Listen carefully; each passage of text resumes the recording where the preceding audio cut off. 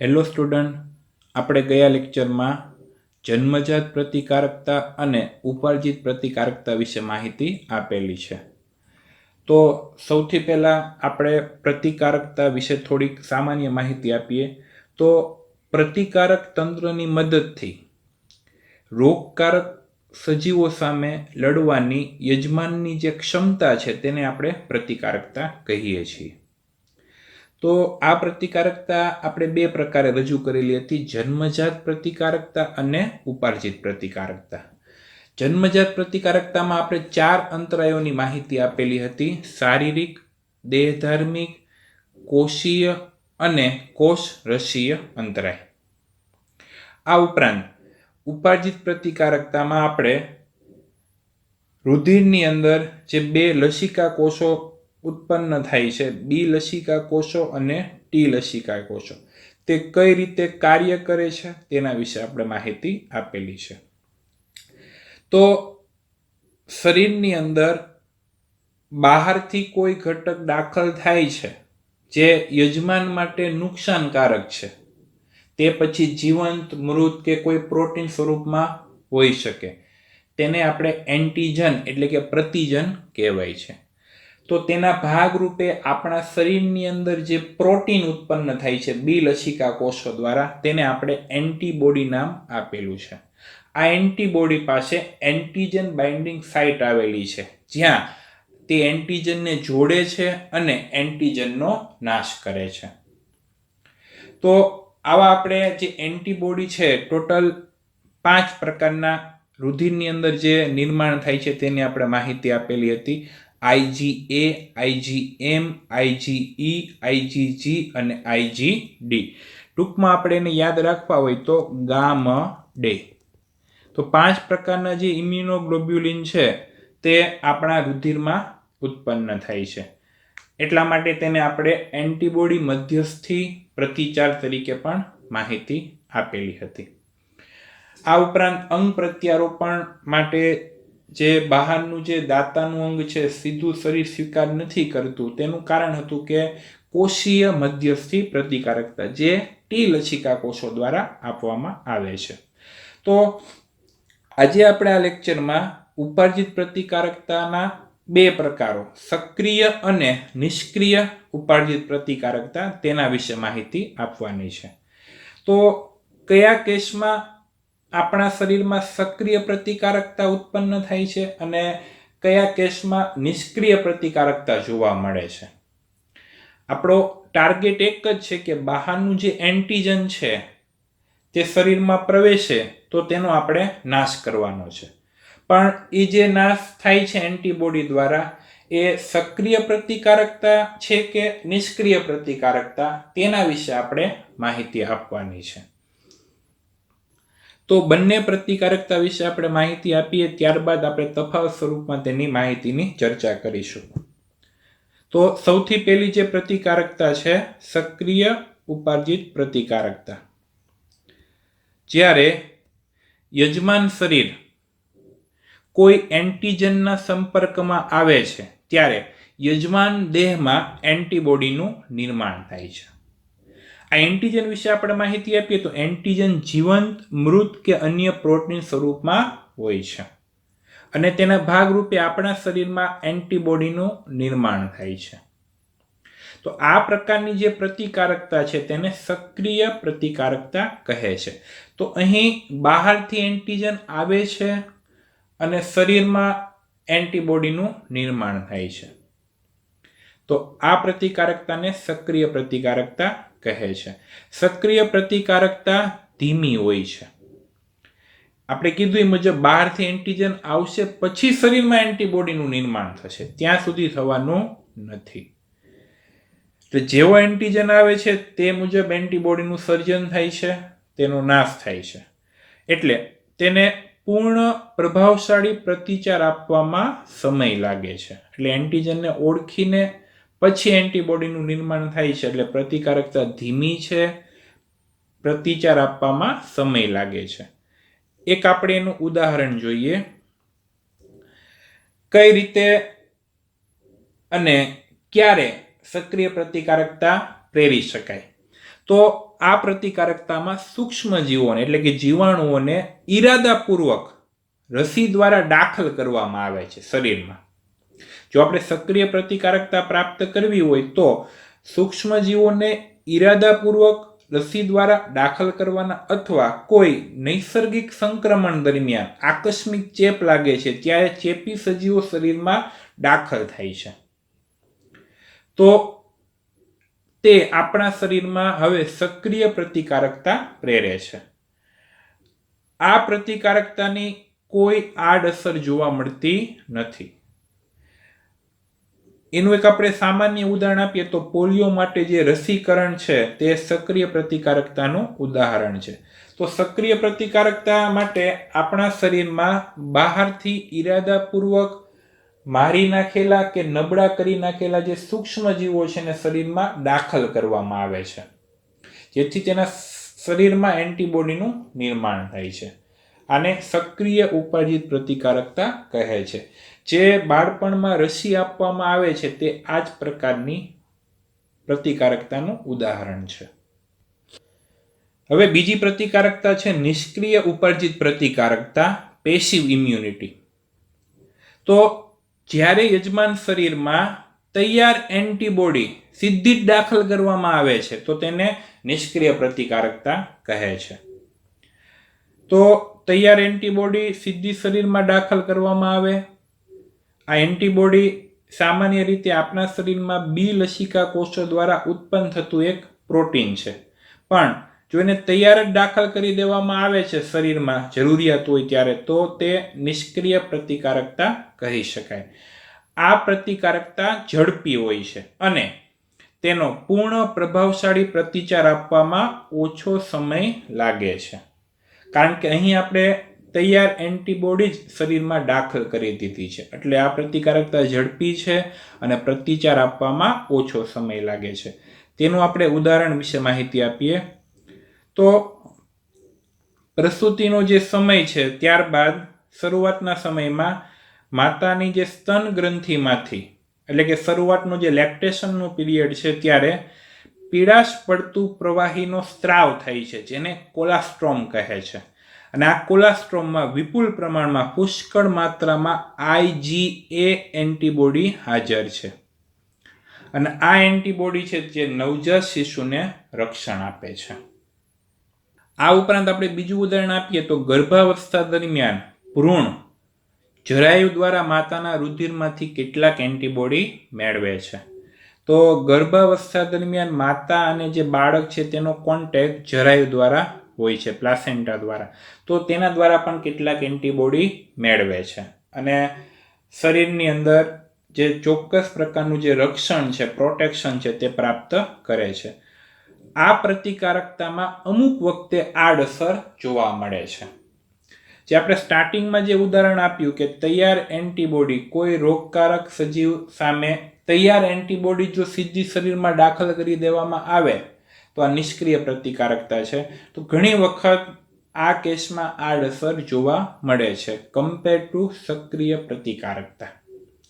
એક ઉદાહરણ છે જે આ નિષ્ક્રિય પ્રતિકારકતાનું, ટીટાનસ, ધનુર અને હડકવામાં આ પ્રતિકારકતા જરૂરી છે. હવે ટીટાનસ વખતે અને હડકવાનો જે કેસ છે તેમાં ફરજિયાત નિષ્ક્રિય પ્રતિકારકતા જરૂરી છે, એટલે કે તૈયાર એન્ટીબોડી શરીરમાં દાખલ કરવી પડશે, કારણ કે આ પ્રતિકારકતા ઝડપી છે તે માટે. તેની આપણે આગળના ટોપિકમાં માહિતી આપીશું વધારે. હવે આપણે તફાવત સ્વરૂપે જે આ ટોપિક છે તેની આપણે ચર્ચા કરી લઈએ. તો સક્રિય પ્રતિકારકતા, એક્ટિવ ઇમ્યુનિટી, જ્યારે યજમાન એન્ટીજનના સંપર્કમાં આવે છે ત્યારે યજમાન દેહમાં એન્ટીબોડીનું નિર્માણ થાય છે. આ એન્ટીજન જીવંત, મૃત કે અન્ય પ્રોટીન સ્વરૂપમાં હોય છે. આ પ્રતિકારકતાને સક્રિય પ્રતિકારકતા કહે છે. નિષ્ક્રિય પ્રતિકારકતામાં શરીરમાં તૈયાર એન્ટીબોડી દાખલ કરવામાં આવે છે.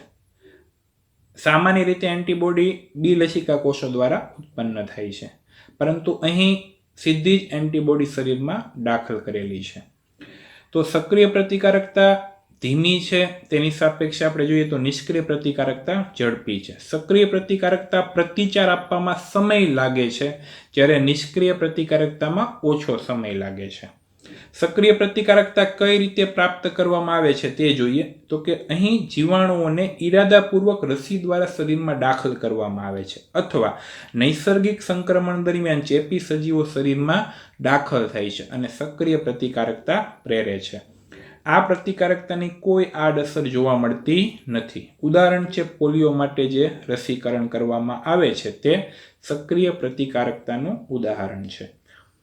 તો નિષ્ક્રિય પ્રતિકારકતામાં આપણે જોઈએ તો પ્રસૂતિ પછી સ્તન ગ્રંથિમાંથી પીળાશ પડતું જે પ્રવાહીનો સ્ત્રાવ થાય છે જેને કોલાસ્ટ્રોમ કહે છે, જેમાં પુષ્કળ માત્રામાં IgA એન્ટીબોડી છે જે નવજાત શિશુને રક્ષણ આપે છે.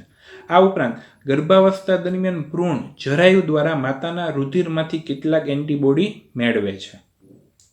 આ પણ નિષ્ક્રિય પ્રતિકારકતાનું ઉદાહરણ છે. અમુક વખતે આડઅસર જોવા મળે છે. ઉદાહરણ છે ટીટાનસ અને હડકવાનો જે કેસ છે તેમાં આ પ્રતિકારકતા ખૂબ જ જરૂરી છે. નેક્સ્ટ ટોપિક છે રસીકરણ અને પ્રતિકારકતા, વેક્સિનેશન એન્ડ ઇમ્યુનાઇઝેશન. તો પ્રતિકારકતા કે રસીકરણનો સિદ્ધાંત છે તે પ્રતિકારક તંત્રની સ્મૃતિના ગુણ પર આધારિત છે. એટલે કે રોગકારક સજીવને તે યાદ રાખી શકે છે. એટલે ભવિષ્યમાં જો આ સજીવ ફરી વખત દાખલ થાય તો તેના ઉપર તે હુમલો કરી તેનો નાશ કરી શકે. તો રસીકરણમાં આપણે માહિતી આપીએ તો રોગકારકના એન્ટીજેનિક જે પ્રોટીન છે અથવા કોઈ નિષ્ક્રિય કે નબળા કરેલા રોગકારકોને રસી દ્વારા શરીરમાં દાખલ કરવામાં આવે છે. તો તેને પરિણામે શરીરમાં એન્ટીબોડીનું નિર્માણ થાય છે, જેથી રોગકારકની જે અસર છે તે હવે નાબૂદ થઈ જશે. આપણે કીધું એ મુજબ આ જે પ્રતિકારકતા છે તે સ્મૃતિ આધારિત છે. અહીં તે બી અને ટી લસિકા કોષોનું નિર્માણ કરે છે. તેથી તે હવે રોગકારકોને ઝડપથી ઓળખી વિપુલ પ્રમાણમાં એન્ટીબોડીનું સર્જન કરી અને આ એન્ટીજન છે તેનો નાશ કરે છે. તો રસીકરણના સિદ્ધાંતમાં આપણે કીધું કે રોગકારકનું જે એન્ટીજેનિક પ્રોટીન છે અથવા નિષ્ક્રિય કે નબળા કરેલા જે રોગકારકો છે એને શરીરમાં આપણે સૌપ્રથમ દાખલ કરાવીએ તો તેના ભાગરૂપે શરીરમાં એન્ટીબોડીનું નિર્માણ થયું. હવે આ એન્ટીબોડી છે ત્યાં રોગકારકની જે અસરો છે તેને નાબૂદ કરે છે. હવે કઈ રીતે નાબૂદ કરે છે તેની આપણે માહિતી આપીએ તો આ રસી છે તે સ્મૃતિ આધારિત ગુણધર્મ ધરાવે છે. એટલે કે સ્મૃતિનો ગુણધર્મ છે એટલે અહીં બી અને ટી લસિકા કોષોનું સર્જન થાય છે, જે આ રોગકારકોને ઝડપથી ઓળખે છે, ત્યારબાદ એન્ટીબોડી બનાવે છે અને જે એન્ટીજન છે તેનો નાશ કરે છે. પણ ધારો કે કોઈ વ્યક્તિ છે કોઈ હાનિકારક ઘાતક જીવાણુથી સંક્રમિત થાય છે, તો આ કેસમાં તૈયાર એન્ટીબોડી કે એન્ટીટોક્સિન જે વિષકારક પદાર્થ છે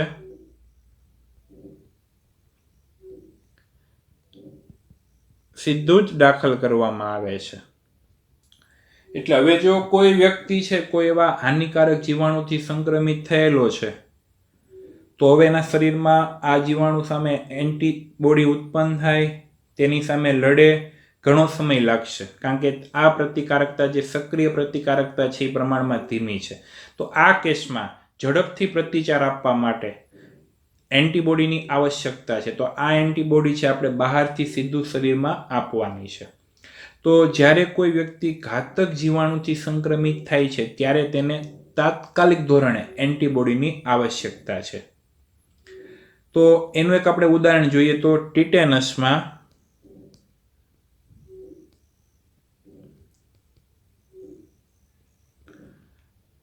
વ્યક્તિને શરીરમાં તૈયાર એન્ટીબોડી કે એન્ટીટોક્સિન પદાર્થ શરીરમાં દાખલ કરવામાં આવે છે. આ ઉપરાંત બીજું ઉદાહરણ જોઈએ તો સર્પદંશના કિસ્સામાં જ્યારે સાપ કરડે છે ત્યારે પણ દર્દીને જે ઇન્જેક્શન આપવામાં આવે છે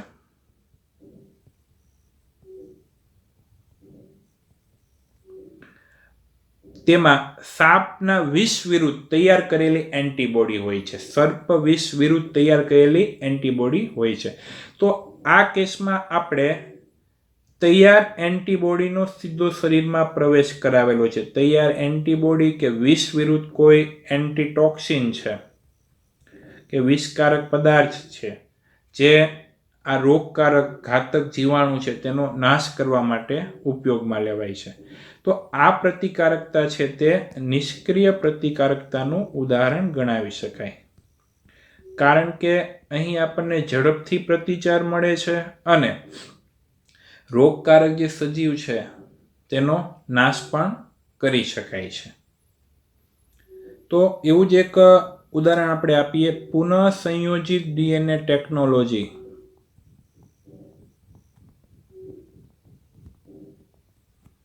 ટૂંકમાં આપણે કહીએ તો RDNA, રિકોમ્બિનન્ટ ડીએનએ ટેકનોલોજી દ્વારા, જે આપણે આગળ બાયોટેકનોલોજીનું જે ચેપ્ટર છે 11 ને 12 તેમાં માહિતી આપેલી છે. સરળ શબ્દમાં કહીએ તો બે ડીએનએ ભેગા કરીને જે નવું ડીએનએ તૈયાર કરવામાં આવે છે તેને પુનઃ સંયોજિત ડીએનએ કહેવાય. આ બે ડીએનએમાં એક ડીએનએ સૂક્ષ્મજીવોનું હોઈ શકે, એક ડીએનએ માનવનું હોઈ શકે. બંને ડીએનએ ભેગા થઈને જે નવું ડીએનએ તૈયાર થાય છે તે RDNA છે. તો આ ટેકનોલોજી દ્વારા જીવાણુ એટલે કે બેક્ટેરિયા કે યીસ્ટમાં આ રોગકારકોની એન્ટીજેનિક પોલીપેપ્ટાઇડ શૃંખલાનું નિર્માણ કરવામાં આવે છે. તો જે રોગકારક બેક્ટેરિયા છે તેના એન્ટીજેનિક પોલીપેપ્ટાઇડ શૃંખલાનું આ રીતના સંશ્લેષણ કરવામાં આવે છે અને તેમાંથી રસીનું મોટા પાયે ઉત્પાદન થશે. જેથી હવે આવી જે પ્રતિકારકતા છે તેનો સામે લડવા માટે, તેનો પ્રતિચાર આપવા માટે રસી ખૂબ જ આવશ્યકતા છે. તો એવું એક ઉદાહરણ આપેલું છે, હિપેટાઇટિસ બીની જે રસી છે જે આ રીતના તૈયાર કરવામાં આવેલી છે આ ટેકનિક દ્વારા, તે યીસ્ટમાંથી બનાવવામાં આવેલી છે. તો અહીં MCQ ખાસ ઇમ્પોર્ટન્ટ છે,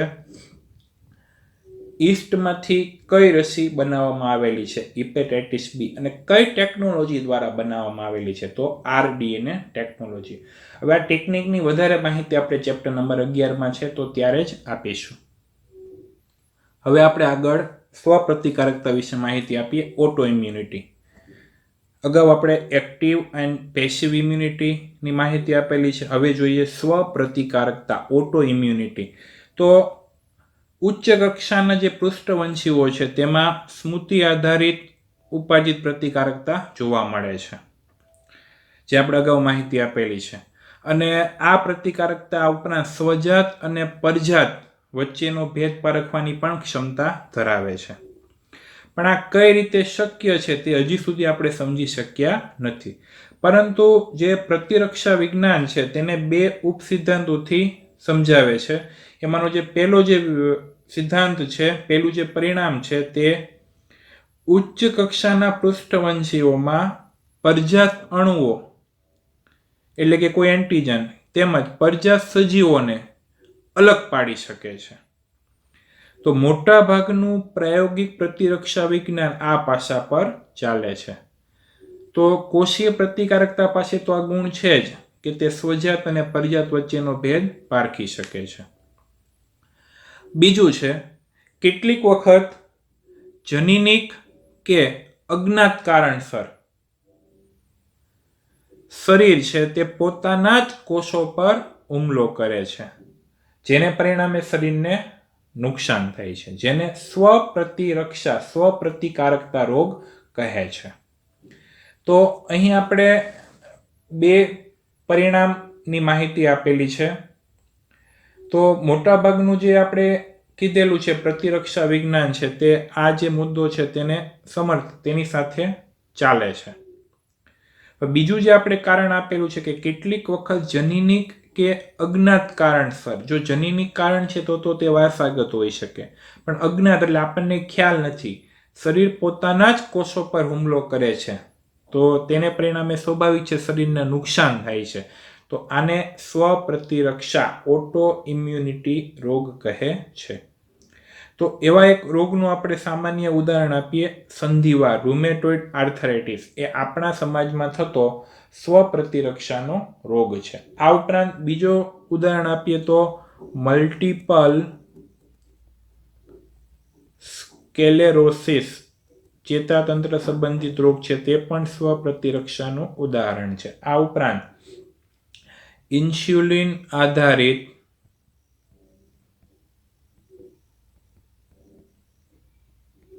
ડાયાબિટીસ એટલે કે ડાયાબિટીસ મેલિટસ, આ પણ સ્વપ્રતિરક્ષા રોગના ઉદાહરણ છે.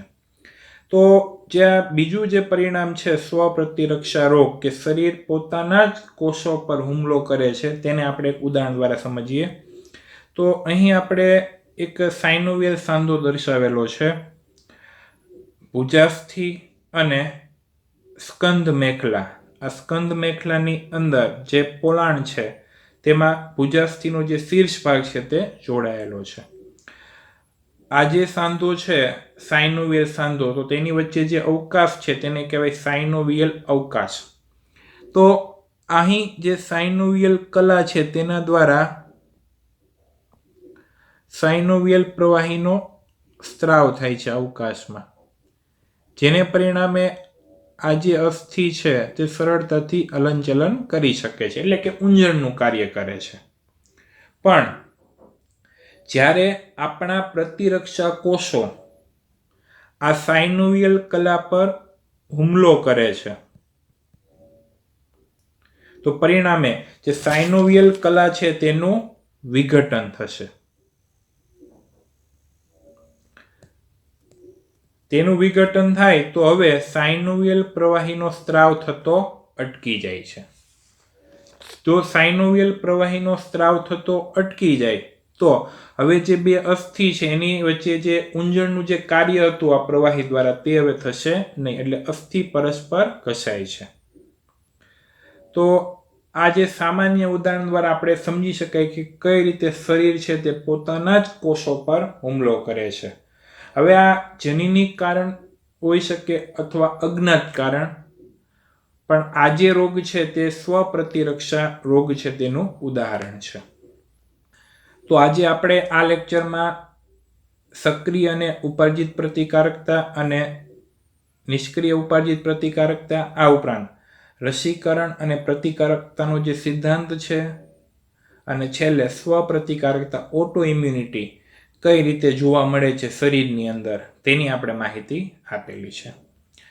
તો આગળના જે ભાગ છે આ ટોપિકને અનુરૂપ તે હવે આપણે આગળના લેક્ચરમાં આપીશું. Thank you.